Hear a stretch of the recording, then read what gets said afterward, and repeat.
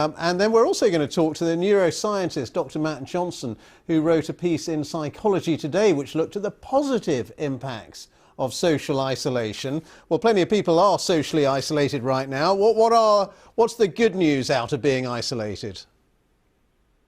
Yeah, so it's definitely worth pointing out that social isolation in general is not associated with positive outcomes. There's a huge literature attesting to sort of quite the opposite.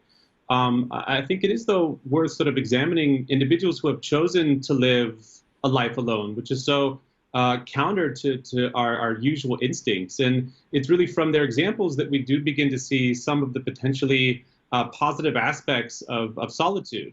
So some of the insights that come out of this are this idea that we can actually be pretty good company to ourselves, that really with only ourselves to talk to, we can actually discover sort of a depth of our own internal experience.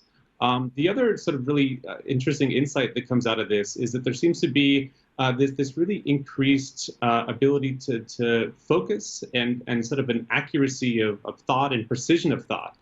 So it's really no accident that a lot of great works throughout history have been created in solitude, going from the Tao Te Ching to Ernest Hemingway to Montaigne. Really, the list goes on, and these are things which wouldn't otherwise be able to have come into the world if not for these prolonged periods of solitude. But I suppose the counter-argument to all of that is that we are naturally, human beings are naturally social creatures. They kind of crave to be with other people. Absolutely. Yeah, so we are absolutely naturally social creatures.